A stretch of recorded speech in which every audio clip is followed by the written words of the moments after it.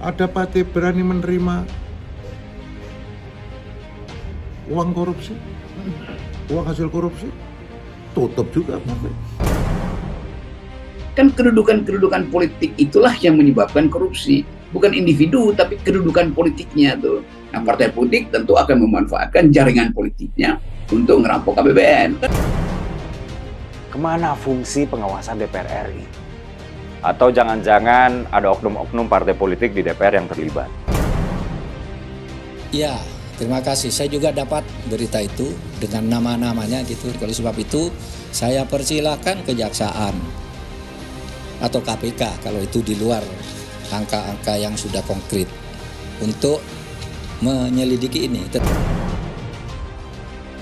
Para petinggi partai politik akhirnya saling tantang untuk membongkar borok kasus korupsi proyek Tower BTS dari Kominfo yang diduga kuat melibatkan 3 partai politik besar. Sebelumnya, Mahfud MD sempat membongkar tentang bukti rekaman dari para pejabat yang terlibat dalam skandal korupsi proyek BTS Kominfo. Semua partai yang diduga terlibat menepis dugaan keterlibatan dengan kasus korupsi itu. Koordinator Maki mengungkap bahwa hal ini bisa menjadi ajang para parpol untuk saling bongkar borok perilaku korupsi para anggota partai. Aliran dana ini bagus. Ini yang memang dikehendaki oleh partai ini. Partai ini menginginkan transparansi yang seutuh. Sekali lagi saya katakan, transparansi yang seutuhnya. Periksa seluruh kemungkinan dari ujung kiri ke ujung kanan, dari barat timur, atas bawah, siapa saja yang terlibat. Periksa juga seluruh unsur yang ada di institusi manapun, termasuk Partai Nasdem. Nasdem welcome itu.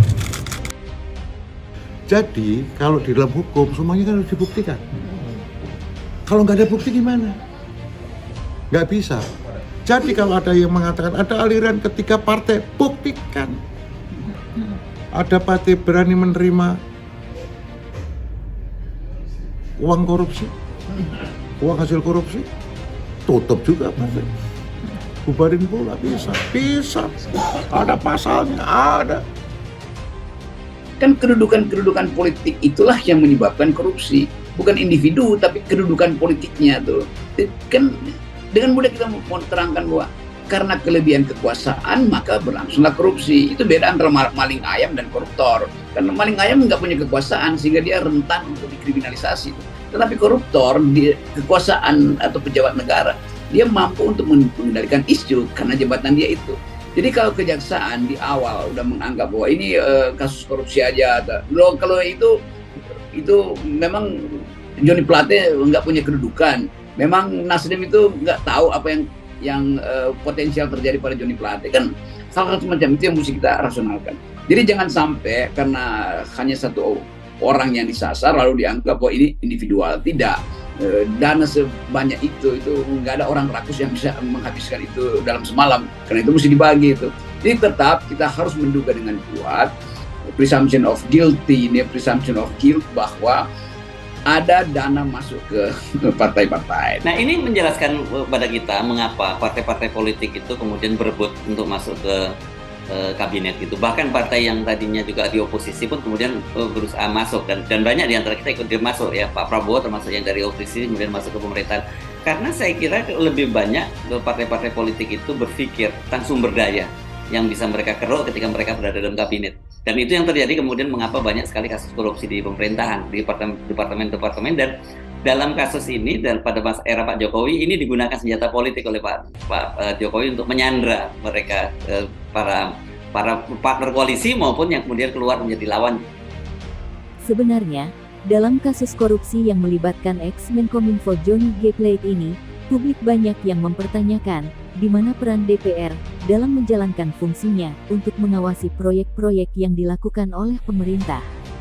Apalagi, Kejagung telah mengungkapkan bahwa kasus korupsi bakti Kominfo ini sudah terendus sejak tahun lalu. Lalu, apakah selama proyek itu berlangsung, DPR tidak memberikan pengawasan atau mendengar kejanggalan hal tersebut? Lagi-lagi, DPR seakan-akan hanya diam dengan adanya kasus-kasus besar yang sangat merugikan rakyat. Terkait dengan dugaan korupsi BTS atau Base Transceiver Station ya, yang diduga merugikan negara senilai 8 triliun rupiah itu, saya jadi bertanya kemana fungsi pengawasan yang seharusnya dijalankan oleh DPR RI, sehingga dugaan korupsi ini kok bisa sampai ada. Dengan asumsi perhitungan sederhana, biaya yang dikeluarkan untuk membangun 958 menara BTS itu cuma sekitar 2 triliun rupiah dari anggaran total yang mencapai 10 triliun rupiah.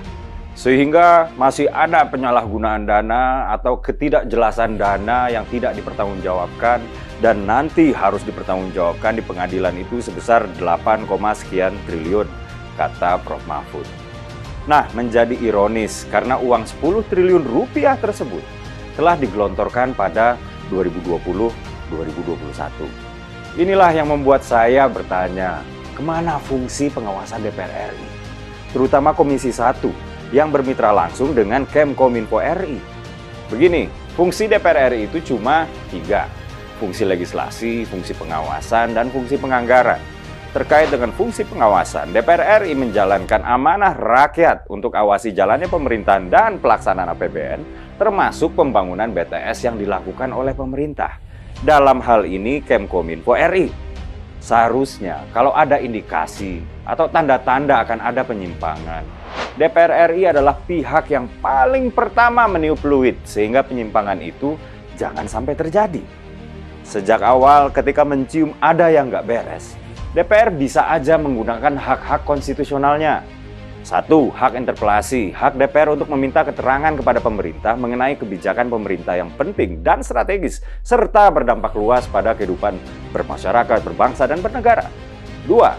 Hak angket, hak DPR untuk melakukan penyelidikan terhadap pelaksanaan suatu undang-undang atau kebijakan yang berkaitan dengan hal penting, strategis, dan berdampak luas pada kehidupan bermasyarakat, berbangsa, dan bernegara yang diduga bertentangan dengan peraturan perundang-undangan.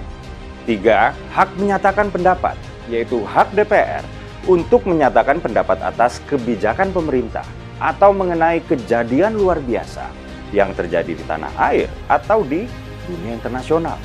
Juga tindak lanjut pelaksanaan hak interpelasi dan hak angket, atau dugaan bahwa presiden atau wakil presiden melakukan pelanggaran hukum baik berupa pengkhianatan terhadap negara, korupsi, penyuapan, tindak pidana berat lainnya, maupun perbuatan tercela dan atau presiden dan atau wakil presiden tidak lagi memenuhi syarat sebagai presiden dan atau wakil presiden. Sebegitu besarnya otoritas wakil rakyat kita di DPR. Bahkan sejak awal DPR melalui Komisi 1 juga bisa saja mengundang Kemkominfo RI untuk lakukan rapat dengan pendapat atau RDP.